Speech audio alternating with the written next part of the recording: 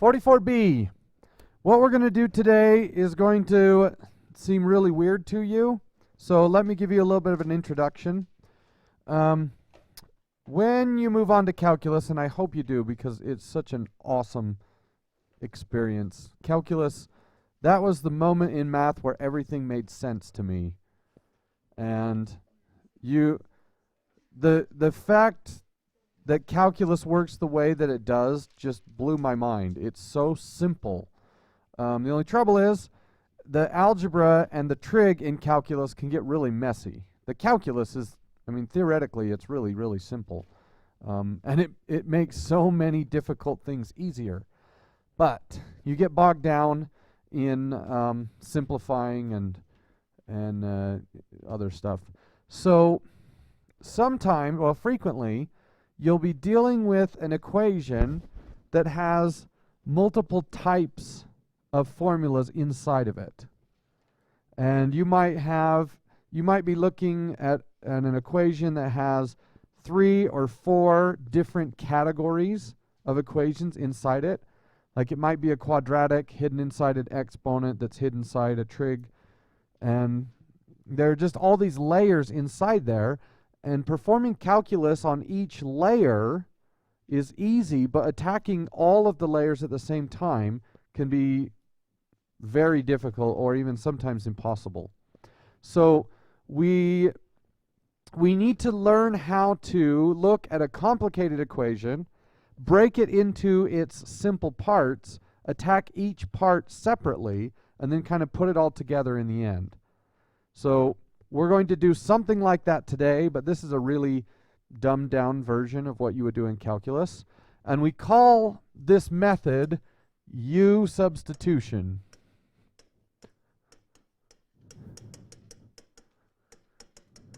And I don't know why we call it U substitution. I guess that's a variable that was open, so we decided to use it. So let's look at this. X to the 1/2 plus 2x to the 1/4. Oh, geez, that's not what I want. Whatever. Minus 3. Well, no, let's do the one that they have on there. Okay. So this kind of looks like a polynomial that we can factor, but it also has it's what we call a radical expression. It has fractional exponents, which means it has square roots. So another way to write this would be the square root of x plus 2 times the 4th root of x equals 0. And that's really messy. There's probably a way you could use squaring to get rid of that. So maybe move the 4th root over and square both sides and then simplify and then square the right side again, and that would probably work, but it's messy. So if I had something like this, x to the 4th, well, let's not do that. X squared plus 6x equals 0. How would you solve that? I would pull out an x. And then I would get x times x plus 6. And what would you do now? Set both of them equal to 0. So x equals 0 and x plus 6 equals 0, which means x is 0 and negative 6. Okay. Well, I want to kind of do the same thing over here, but these exponents make me a little bit nervous. All right? So,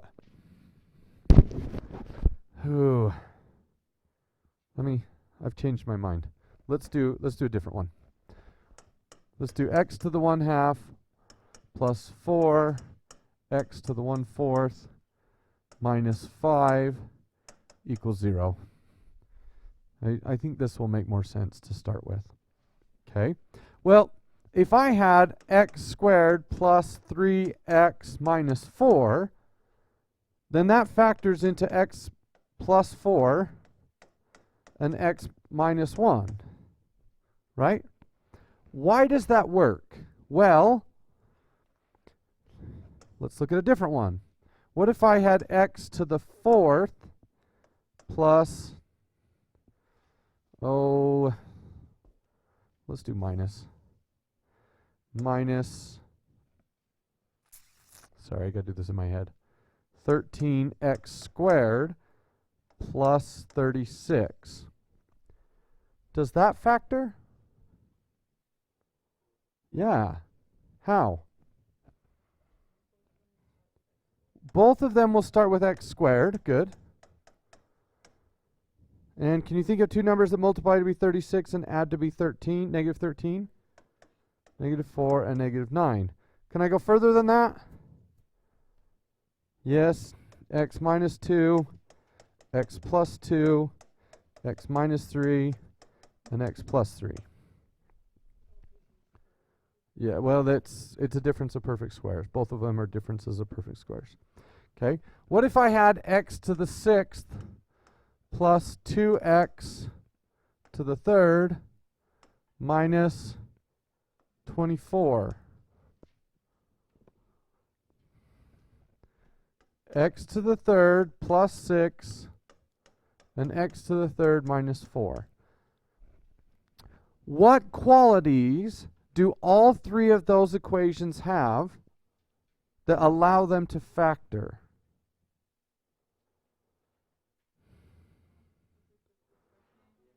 The second exponent is half as big as the first exponent. Okay? So, anytime this exponent is half as big as that exponent, we essentially have a quadratic pattern. And we can fix those, we can pretend that it's a quadratic and then factor it. So what we're going to do today is something a little bit more complicated. Does this fit the quadratic pattern? Is the second exponent half as big as the first exponent? Yes. So we can factor it. But we're going to factor it using what is called U substitution. So I'm going to define U as this. The middle variable. Notice I did not include the 5. U is the middle variable. So, when I define this as U, I can rewrite the equation U squared plus 4U minus 5. Which seems a little bit weird because 1/2 is twice as big as 4. So I can rewrite it. Oh, shoot. Sorry. This is what I needed to do. So U is x to the 1/4. And then here, 1/2 is twice as big as 1/4. So x to the 1/2 is actually U squared. Okay? Now, I've broken this equation into two parts. I have built a radical exponent, a rational exponent, which gives me a square root in there somewhere, and I've isolated the quadratic piece. So now, I solve this, and when I'm done, I will reintroduce this, and that will allow me to solve the equation. So this is a very simple example of U substitution. There are only two parts to this. There's a rational exponent, and there's a quadratic. So we separate them, solve the quadratic piece, then we'll bring the rational exponent back in. This factors into U plus 5 and U minus 1. Everybody understand that? Okay. So U is equal to negative 5, and U is equal to 1. Is that what I wanted? No. I want to know what x equals. So once I have finished the quadratic portion, I'm going to take my u and plug it back in. So x to the 1/4 is equal to -5, and x to the 1/4 is equal to 1. 1/4 is really just the square root, or the 4th root. What value of x makes that true? The 4th root of what number is -5? There isn't one. Why not?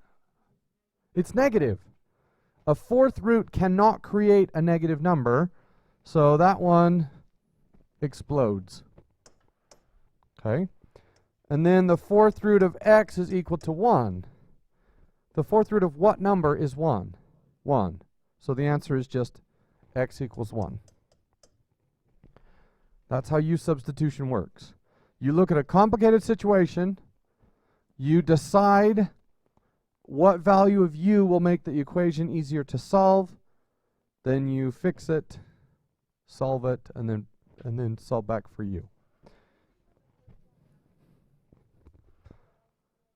It became a 2. So I'll show you. Let's do another one.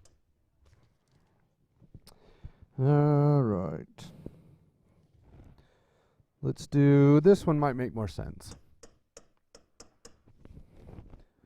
Plus 8x squared plus 16. Okay, you could probably do this without u substitution, but let's use the u so that you'll understand what's going on. Does this fit the quadratic model? Yes. The second exponent is half as big as the first. I define this as u. So u is x squared, which means this right here is x squared times 2, right? So I have u to the first times 2 plus 8u plus 16. And then 1 times 2 is just 2, so I just leave that as a 2. Does that make sense? So if I had x to the 10th plus 6x to the 5th plus 4, I'm going to change this to 5 times 2. That make sense? So this is u, and this is u. So I get u to the first times 2 plus 6 u to the first plus 4. And then that 1 times 2 just turns into a 2. Does that make sense to you guys? So if I had x to the 1/3 minus 2x to the 1/6 minus 4, this is really just x to the 1/6 times 2, which means this is u and this is u. And when I write that as a u, I have u to the first times 2, which is really just u squared. Okay. So I solve my quadratic, u plus 4 and u plus 4. So u is equal to -4. And it's -4 on both of them, so I only need to write it once. Now I reintroduce my x squared. So x squared equals -4. Take the square root. Be careful. We can do it. And I get x equals plus or minus 2i. Right? Why did that not work here? Oh, not there. I erased it. Sorry. Why didn't that work on the last one? The last one, the negative, didn't work because it was the fourth root of x equals -5. That's different than x squared equals -4. X squared equaling -4 will give me a plus or minus some kind of I, but a fourth root cannot equal a negative. There's just no way for it to happen. If you take a positive number and you divide it by itself, you will always get a positive number. Or you times it by itself, you'll always get a positive number. Okay. Let's do 70. So number 70 says 2u to the -2 plus 5u to the -1 minus 12. Now this is tricky because we want to do u substitution and the variable's already written in u, so we need to choose some other variable. It doesn't matter what it is. Let's do x. So, does this fit the definition of a quadratic? Yes. So, x will be that. U to the -1. So, by substituting in x, I get 2x squared plus 5x minus 12. We good with that? How do I factor this? So 2u to the -2 is 2u to the first times,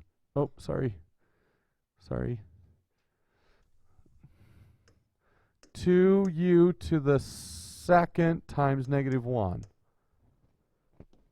Nope, I did it wrong.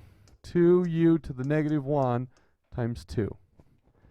This is u. Or sorry, x. That's x.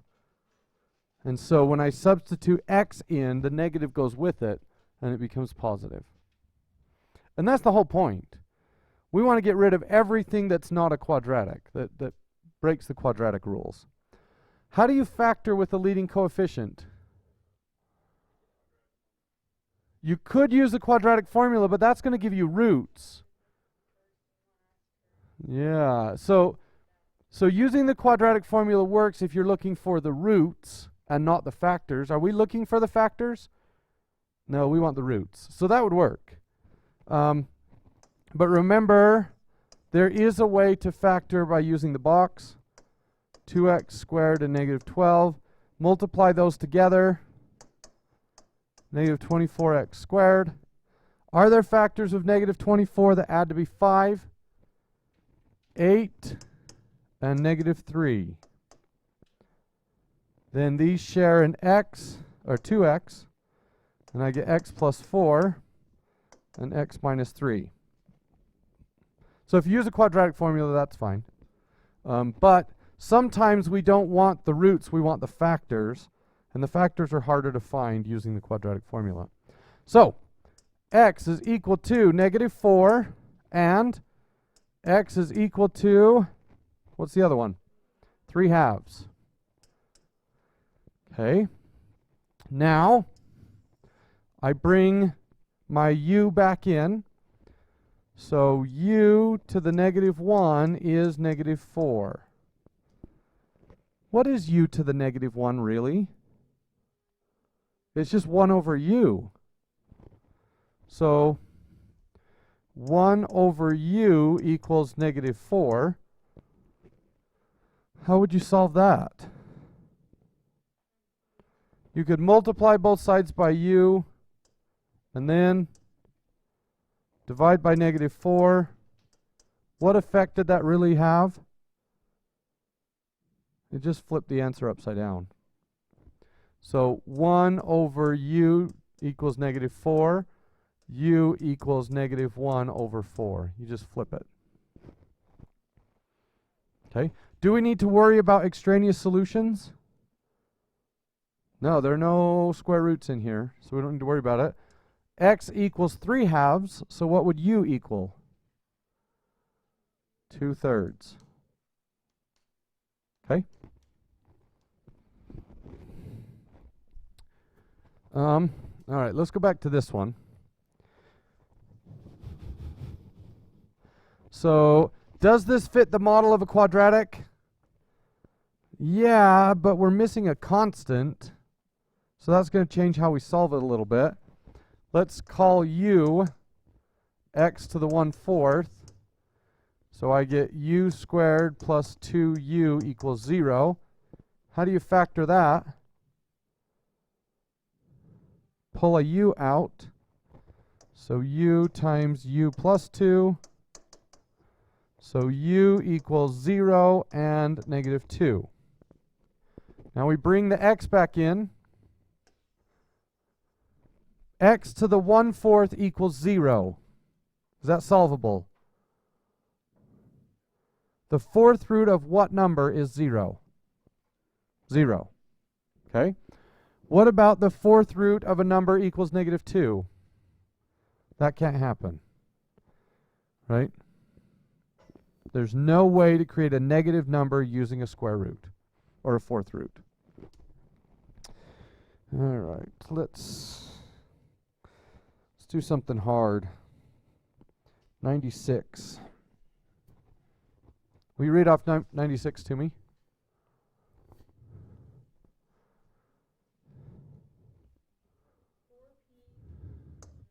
Whoop, sorry.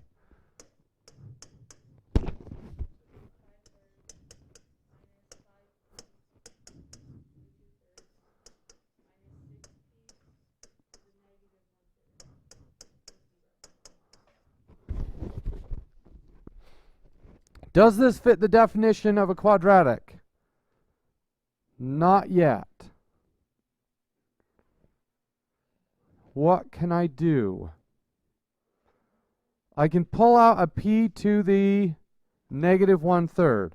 Now before we do that, let's review how that works.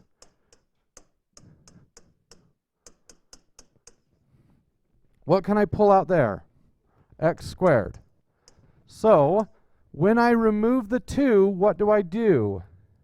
Subtract x to the 4th, x squared, and no x's.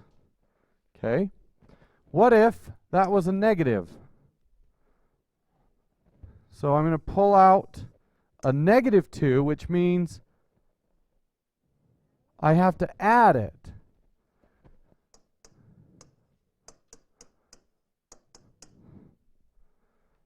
And then how do you check? Well, is this plus that equal to that? Yes. Is this plus this equal to that? Yes. Now we're going to do the same thing in fraction form. So I need to pull out, can I take anything other than a p to the -1/3? No. There's no common factor among all those coefficients. So p to the -1/3. Now this is going to break your brain a little bit.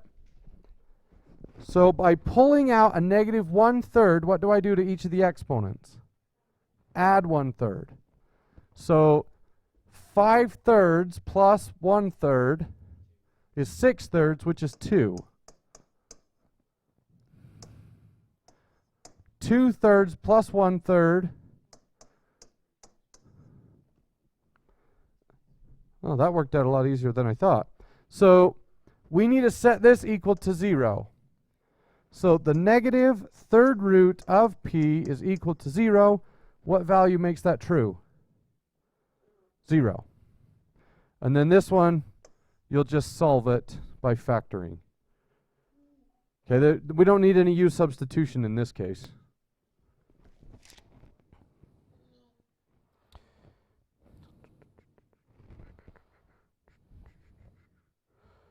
Oh, that was what numbers are we doing? From 61 to 91. Oh, you wouldn't even have to do that problem. Okay, sorry. Let's do 78 then. 1 over x plus 1 squared plus 4 over x plus 1. Oh no, plus. Does this fit the definition of a quadratic?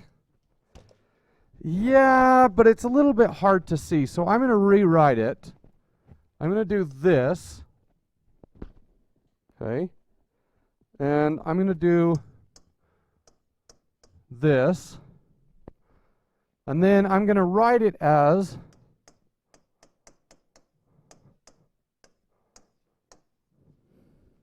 you guys okay with that? And then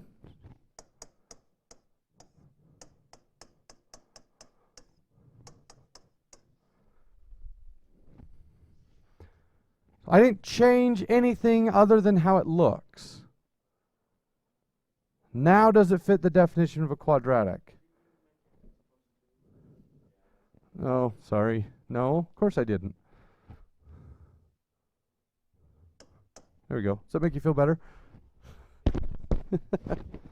Yeah, sorry. And you guys know, just listen to what I mean. Don't ever listen to what I say. So, do you now see the quadratic? What is u?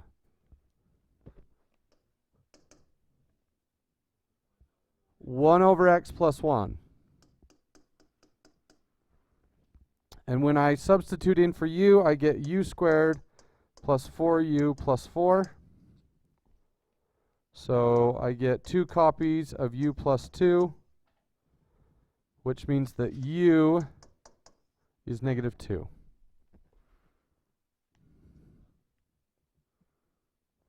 We good with that? Now I put this in. 1 over x plus 1 equals negative 2.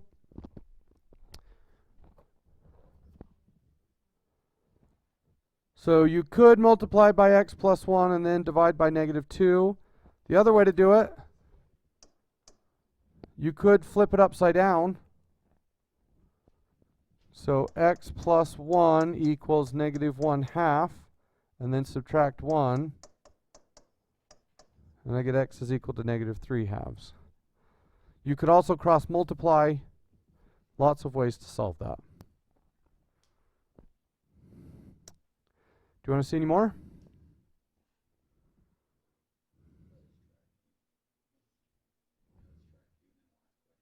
Okay.